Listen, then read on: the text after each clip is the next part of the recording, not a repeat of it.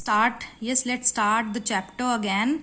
This is chapter 4, third video, and it is your page number 40, right? So, what happened next? At the height of a monsoon, the banyan tree was like an orchestra with musician constantly tuning up.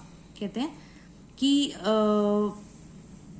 birds, insects and squirrels welcomed the end of the hot weather and cool quenching relief of the monsoon.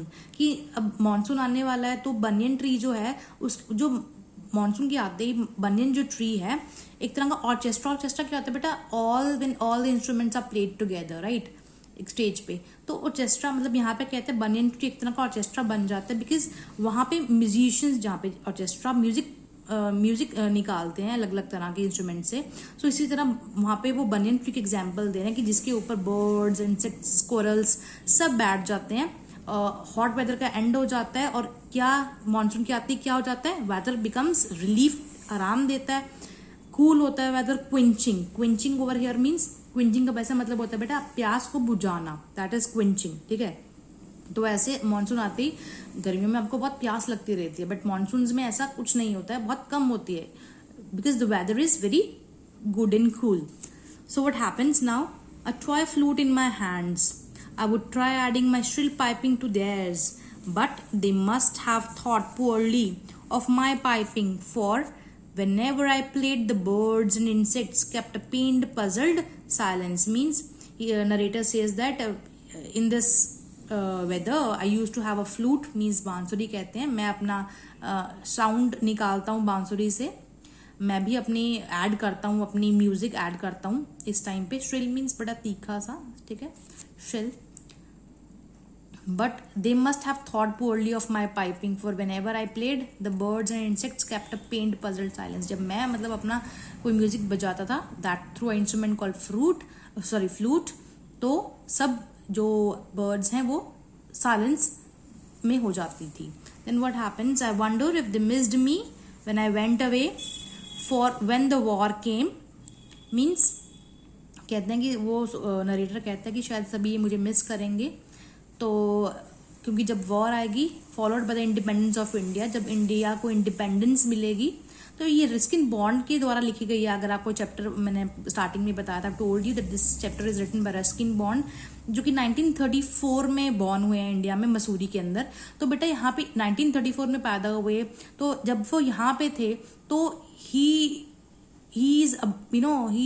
knows about that India is walking on the track of independence. So soon India will get independent, and we got independence in 1947. I hope you know everybody. तो यहाँ पे ये बात करता है. So I was sent to a boarding school in the hills. कि India को independence मतलब for when the war came, followed by the independence of India, लड़ाई बैटल हुई, इंडिपेंडेंस, इंडिया की इंडिपेंडेंस हुई, मुझे बोर्डिंग स्कूल भेज दिया गया हिल्स में. Hills means Dehradun obviously. Grandfathers house was put up for sale. Grandfather का जो हाउस था वो सेल पे लगा दिया गया था. During the holidays I went to live with my parents in Delhi, and it was from them I learn that my grandparents had gone to England. कि मतलब छुट्टियों के टाइम जब मैं बोर्डिंग स्कूल से आता था तो मैं अपने पेरेंट्स के पास दिल्ली में रहता था, और उनसे मुझे पता लगा कि मेरे ग्रैंड पेरेंट्स जो है वो अब इंग्लैंड शिफ्ट हो गए हैं. So when I finish school I to went to England. जब मेरे स्कूल खत्म हो गया तो मैं भी इंग्लैंड चला गया पेरेंट्स के साथ, और इंडिया को and was away from India for several years. और बहुत टाइम तक मैं इंडिया से दूर रहा. But recently I was in Dehra again. मतलब मैं अभी ही मतलब soon I came back to Dehra. Dehra means again Dehradun.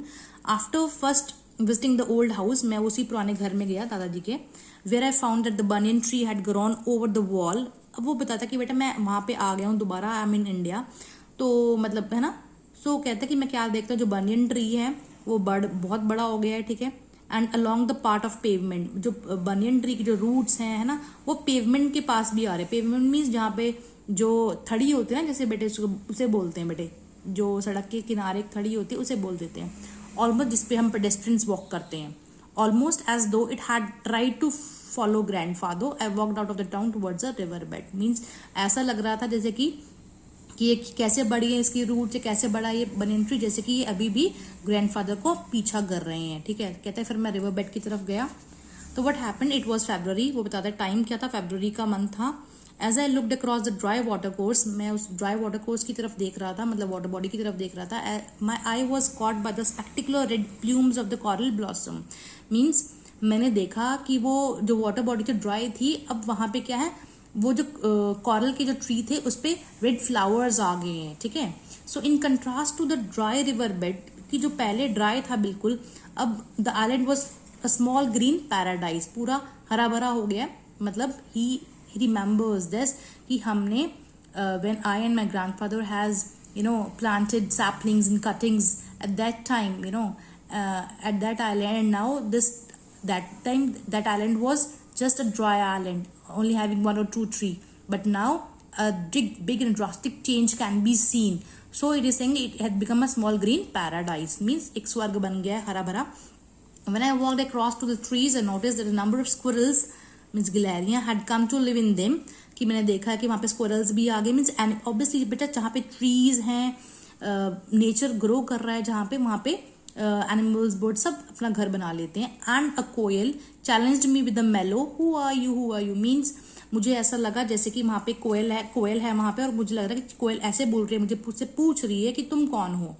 So but the trees seem to know me, लेकिन ट्रीज को मतलब ट्रीज के साथ मेरा रिलेशनशिप फैमिलियर था, because he is the one who has planted them with the help of his grandfather. So they whispered among themselves and beckoned me nearer. मतलब वो मुझे अपने पास बुला रहे थे, जैसे कि मेरी तरफ हाथ बढ़ा रहे हैं. beckoned means मेरी तरफ हाथ बढ़ा रहे हैं, है ना. And looking around, I noticed that some other small trees and wild plants and grasses had sprung up, means वो grow हो रहे हैं under the protection of the trees we had placed there. कि जब हमने वो trees लगाए थे, we have planted few, but now because of they have a और बढ़ते रहते हैं बेटे. ट्रीज अपने आप से होती है करेक्टरिस्टिक्स कि ट्रीज की अगर कोई सीड गिरती है ना, कुछ भी गिरता है, पॉलन ग्रेन्स गिरते हैं, तो अपने आप से पेड़ पौधे उग जाते हैं. So the trees had multiplied, trees multiplied हो गए हैं, मतलब बढ़ गए हैं.